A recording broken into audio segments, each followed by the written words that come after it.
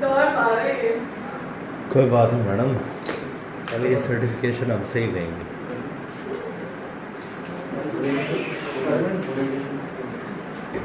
और करते यार इरफान इसको।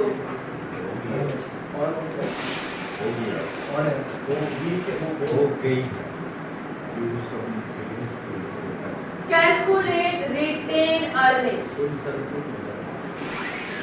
रिटेन अर्निंग्स, मैंने आपका बिजनेस का पहला साल है, बिजनेस ने पहले साल में प्रॉफिट कमाए 10,000 के, डिविडेंड कितना मिला है 2,000 का, आपने दिया, आप देते, कंपनी देती है, तो आप कहेगा बताओ जी रिटेन अर्निंग कैलकुलेट करो। सबसे पहले आप बोलेंगे opening balance of retained earning. क्या इस साल से पहले कभी बिजनेस था?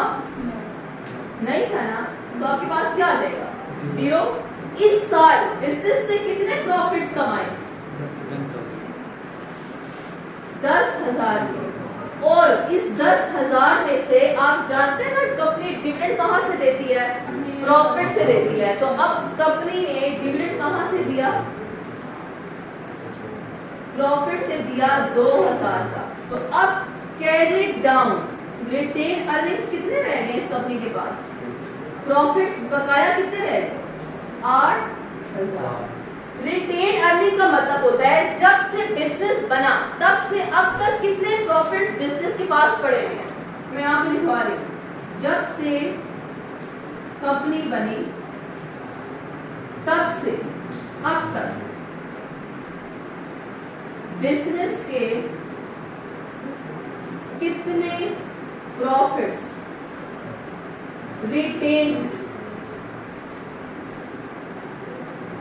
जब से कंपनी बनी तब से अब तक बिजनेस के कितने प्रॉफिट्स रिटेन है यानी पड़े हुए हैं बिजनेस के पास।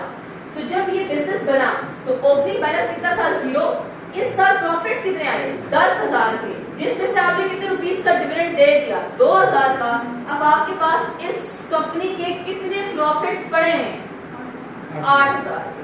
अगर मैं ईयर 2 लिखवाऊं, दूसरा साल, प्रॉफिट आपके पास आएगा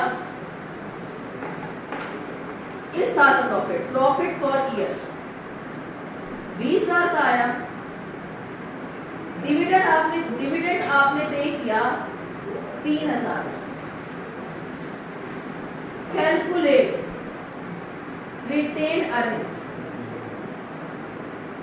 अब बताओ कंपनी के पास कितने प्रॉफिट्स अभी तक पड़े हुए हैं दूसरे साल के एंड पर? 25,000। जब दूसरा साल आया तो दूसरे साल में आप कहते हैं ओपनिंग रिटेन अर्निंग, आरई। मैं आगे आके रिटेन अर्निंग पूरा नहीं लिखवाऊंगी ना, आप लिखेंगे, आप आरई लिखेंगे, आर रिटेन ई अर्निंग्स। जब साल शुरू हुआ तो प्रॉफिट्स कितने पड़े हुए थे बिजनेस के इसके पास? 8,000 के। इस साल मजीद प्रॉफिट कितने कमाए बिजनेस ने? 20,000।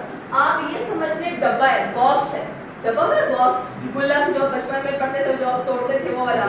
आप समझ लें कि जब आप साल जब शुरू हुआ ईयर 2 तो उस गुल्लक में कितने पड़े हुए थे प्रॉफिट्स बिजनेस के? 8,000। मजीद इस साल और कितने प्रॉफिट्स कमा के आपने उस गुल्लक में डाल दिए? 20,000। उस गुल्लक से आपने निकाले कितने? शेयर होल्डर्स को देने के लिए, माइनस करेंगे डिविडेंड। इस गुल्लक में से आपने कितने पैसे निकाल दिए? 3,000 के। तो आपके पास बकाया उस गुल्लक में कितने कैरिड डाउन रिटेन अर्निंग्स पड़े हुए हैं?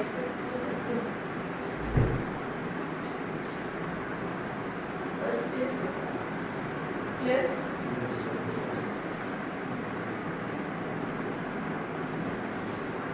ईयर 3 प्रॉफिट फॉर ईयर, क्योंकि अब साल बढ़ रहे हैं तो कंपनी स्टेबल हो रही है, प्रॉफिट से कमा लिए 50,000 के।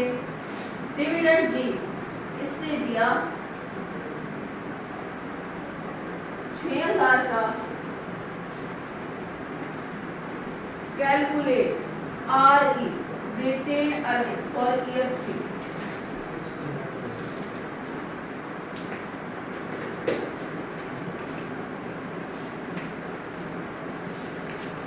हाँ जी, आपके पास कितने आ गए कैरिड डाउन रिटेन अर्निंग? 69,000 आ गया आपके पास कैरिड डाउन रिटेन अर्निंग्स। इससे पहले भी बहुत सी चीजें माइनस होती है कैसे हो रहा वो आप पढ़ेंगे statement of changes in equity में पढ़ेंगे डिटेल में। अभी सिर्फ मैंने बता दी रिटेन अर्निंग होती क्या है। जब हम अभी इस टॉपिक पढ़ेंगे statement of changes in equity, उसमें सब डिटेल है।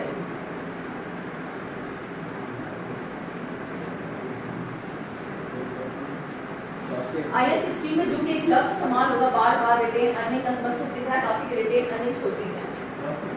रिटेन अर्निंग में नेट प्रॉफिट कहां से आता है? नेट प्रॉफिट, ये वाला नेट प्रॉफिट। नेट प्रॉफिट आप कहां से कैलकुलेट करते हैं? SOCI से, स्टेटमेंट ऑफ कॉम्प्रिहेंसिव इनकम। आपने ITA में पढ़ी होगी फाइनेंशियल स्टेटमेंट SOCI बनाना। कहां से स्टार्ट होता है SOCI? सेल्स। इसमें क्या लेस करते हैं आप? Cost of cell.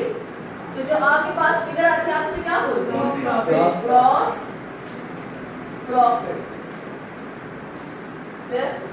Gross profit में आप ऐड करेंगे अदर इनकम, लेस करेंगे अदर एक्सपेंसेस। तो आपके पास क्या फिगर आ जाएगी?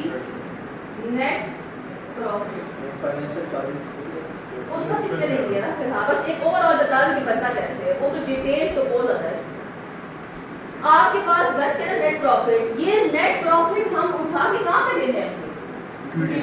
रिटेन अर्निंग्स में ले जाया करेंगे। इसलिए पहले हम क्या बनाएंगे? SOCI या रिटेन अर्निंग्स? पहले SOCI बनेगी, वहां से नेट प्रॉफिट निकलेगा, फिर यही नेट प्रॉफिट कहां पर जाएगा? रिटेन अर्निंग्स में आपके पास जाएगा। अब जैसे ही नेट प्रॉफिट खत्म होता है, आप एक हेडिंग देते हैं अदर कॉम्प्रिहेंसिव इनकम, जो आपने ITA में शायद ना पढ़ी बल्कि था ही, अदर कॉम्प्रिहेंसिव इनकम। ये आपके ITA का पार्ट नहीं था, other comprehensive income.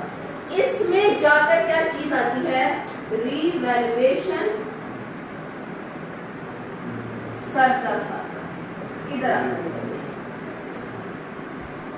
Net profit के बाद आप किसकी मेन हेडिंग देंगे? अदर कॉम्प्रिहेंसिव इनकम की, और उसमें जाके आपके पास क्या आएगा? रीवैल्यूएशन सरप्लस आएगा। जब आप नेट प्रॉफिट फॉर एग्जांपल आया 100 मिलियन और रीवैल्यूएशन सरप्लस आया है 10 मिलियन का, तो जब आप 100 प्लस 10 करोगे तो आप लिखोगे 110 मिलियन को आप क्या बोलोगे? टोटल कॉम्प्रिहेंसिव इसमें सारी अनरियलाइज्ड आएगी जी। अदर कॉम्प्रिहेंसिव में अनरियलाइज्ड। आगे आप FR2 में पढ़ेंगे डेफिनेट टैक्सेशन, वो भी इसमें चीजें आएंगी। उसके बाद आप जाके फाइनेंस में पढ़ेंगे एक्चुरियल साइड्स के गेन्स या लॉस या रीमेजरमेंट लॉस, IAS 19 में आता है, जो फाइनेंस में आप पढ़ेंगे। फिर हालात का ताल्लुक उसके साथ है।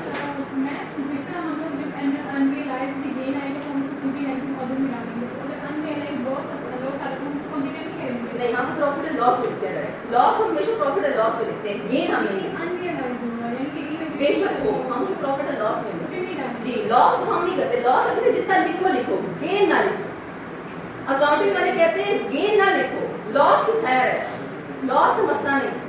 जब आप गेन बहुत ज्यादा शो करोगे ना तो शेयर होल्डर समझेगा कंपनी बहुत अच्छी जा रही है, तो वो उसकी बेसिस पे डिसीजन लेके उस कंपनी में इन्वेस्ट करेगा, जो बाद में नुकसान होगा। लॉसेस की खैर है, वो लॉस से भी प्रॉफिट कम हो सकता है। बिल्कुल हाँ, हो सकते हैं बिल्कुल। प्रॉफिट कम हो खैर है, प्रॉफिट ज्यादा नहीं होना चाहिए। अकाउंटिंग वाले का रूल है कि इनकम कभी ज्यादा मत शो करो, एक्सपेंसेस ज्यादा करो खैर है, इनकम ज्यादा मत शो करो। बहुत सारे फैक्टर्स है, डिसीजन मेकिंग आती है, डिसीजन लोग इन्फ्लुएंस हो जाते हैं। यहाँ तो क्लियर है। तो हमेशा रीवैल्यूएशन सरप्लस कहाँ पे जाएगा? अदर कॉम्प्रिहेंसिव इनकम में। जब आप नेट प्रॉफिट प्लस रीवैल्यूएशन को ऐड करोगे तो जो फिगर आएगी उसे बोलेंगे टोटल कॉम्प्रिहेंसिव इनकम।